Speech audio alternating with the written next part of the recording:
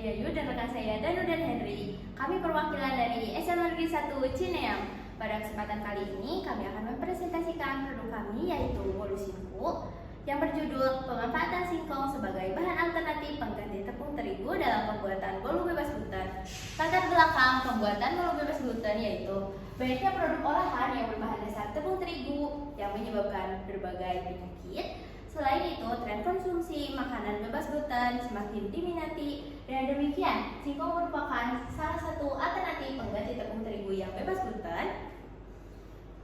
Terlebih lagi, Kecamatan Cineam, Kabupaten Tasikmalaya merupakan daerah penghasil singkong. Berdasarkan kondisi tersebut, siswa ekstrakurikuler KIR memiliki inovasi untuk membuat bolu dari singkong yang bebas gluten. Nama tim kami adalah Pokal, Potensi Lokal. Nama usaha yang kami gunakan yaitu bolu singkong dan jenis usaha yang kami kembangkan yaitu usaha kuliner makanan. Langkah pembuatan mulai dari persiapan alat dan bahan. Proses pembuat ini adalah proses pembuatannya dan ini adalah hasil akhir produk kami. Segmentasi pasar menargetkan remaja dan dewasa muda yang menyukai makanan lembut dan mudah dicerna, konsumen yang peduli kesehatan dan memiliki alergi terhadap gluten. Value proposition, sehat dan alami, rasa unik dengan tekstur lembut dan memanfaatkan potensi lokal.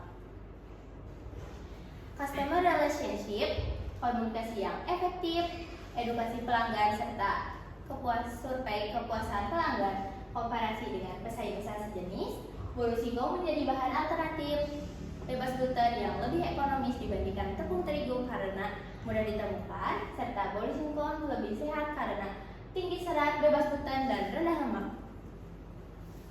Inovasi usaha yang akan kami lakukan yaitu menambah variasi rasa yang rendah gula, memperluas kerjasama dengan para petani singkong lokal, serta menjalin kerjasama dengan kantin sekolah, toko, serta warung-warung di sekitar SMA Negeri 1 Cineam. Selanjutnya, strategi usaha yaitu 1. Branding, membangun brand yang kuat. Yang kedua, membuat konten marketing yang menarik. Yang ketiga, inovasi varian rasa. Yang keempat, memanfaatkan platform digital untuk memperluas jaringan. Dan yang terakhir, melakukan evaluasi berkala. Selanjutnya, tabel lain usaha yang kami lakukan. Yang pertama, perencanaan. Yang kedua, pelaksanaan. Yang terakhir, pemasaran di akhir bulan ini. Selanjutnya, channel. Yang pertama, saluran distribusi. Distribusi singkong dilakukan dengan menitipkan produk ke toko atau ke warung sekitar Cineam. Yang kedua, pemasaran digital menggunakan platform online seperti media sosial, Instagram, dan WhatsApp untuk mempromosikan produk. Yang terakhir, networking menggunakan koneksi dan relasi untuk memperluas jangkauan pasar dan mendapatkan peluang baru. Key resource. Yang pertama, bahan baku. Bahan baku yang kami butuhkan adalah singkong. Yang kedua, sumber daya manusia, kami sendiri. Yang ketiga, teknologi. Yang keempat, merek dan pemasaran. Merek yang kami buat adalah singkong dan pemasaran bisa digunakan secara online maupun offline. Yang terakhir, modal keuangan diambil dari kas PD KIR. Selanjutnya, key activities.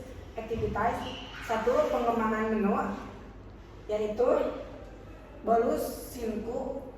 Yang kedua, pengadaan bahan baku yaitu bahan bakunya adalah singkong. Yang ketiga, operasional dapur seperti alat-alat yang kami butuhkan untuk membuat bolu singkong.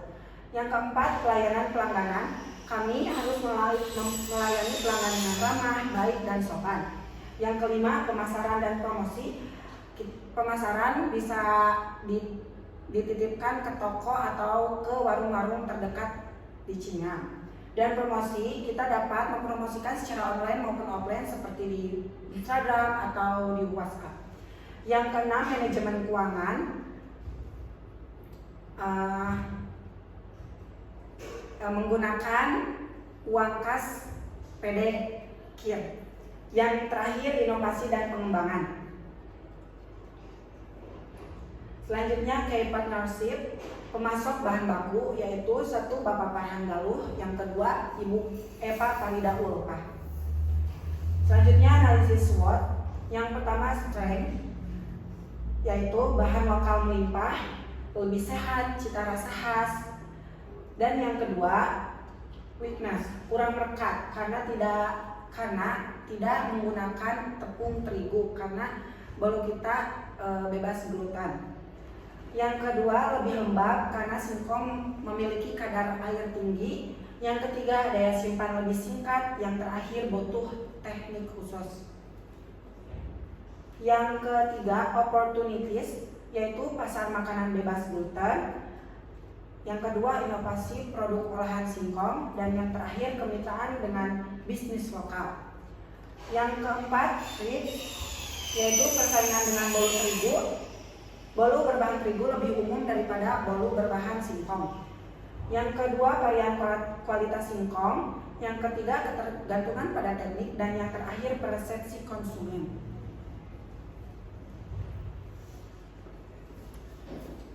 Selanjutnya, memasuki bagian keuangan, bagian terpenting yang menjadi keberlanjutan produk kami. Pada bagian revenue stream, terdapat 3 pendapatan utama, yaitu penjualan produk reguler atau retail sales, kedua pemesanan institusional dan produksi massal, ketiga kemitraan usaha dan lisensi produk atau business partnership and licensing. Pada bagian cost struktur, pertama ada biaya bahan baku. Biaya bahan baku bolu singkup per 1 loyang adalah Rp14.450. Kedua ada biaya produksi. Biaya produksi yang kami beli yaitu cetakan bolu senilai Rp20.000.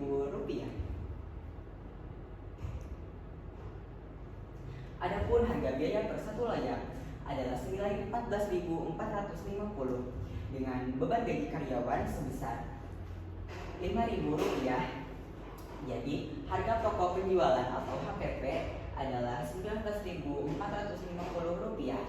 Harga jualnya 50% dikali HPP adalah Rp29.175 dibulatkan menjadi Rp29.500. Kemudian 3 proyeksi cash flow. Proyeksi cash flow pada bulan pertama yaitu Rp29.500. Ini merupakan neraca. Untuk produksi bolu singkup, produk ditambah gaji karyawan adalah Rp19.450. Harga tersebut merupakan titik impas dari penjualan produk bolu singkup per 1 loyang. Harga tersebut tetap terjangkau oleh konsumen, tetapi juga tetap menguntungkan untuk usaha kami. Action! Secara keseluruhan, kami menyimpulkan bahwa singkong memiliki potensi yang sangat besar sebagai pangan lokal yang sehat, bebas gluten, dan mudah diterima oleh semua kalangan. Melalui bolu singkup, kami menghadirkan produk yang memadukan inovasi modern dengan cita rasa tradisional. Produk ini menargetkan remaja dan dewasa muda yang memiliki ketertarikan terhadap makanan unik dan sehat. Juga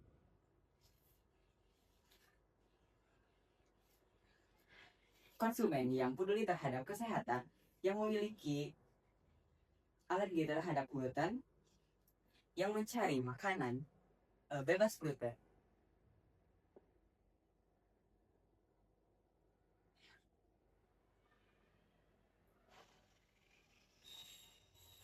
Agar perkembangan bolu singkup kami menjadi lebih optimal, kami memberikan beberapa saran.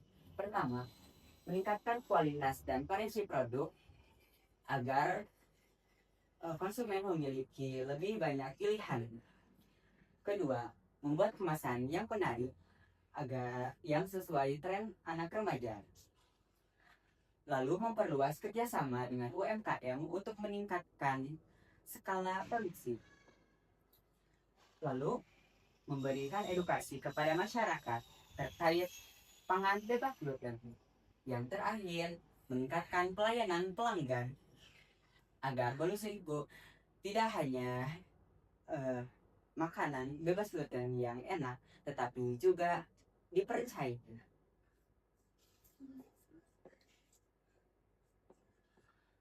Terima kasih, sekian presentasi dari kami. Wassalamualaikum warahmatullahi wabarakatuh.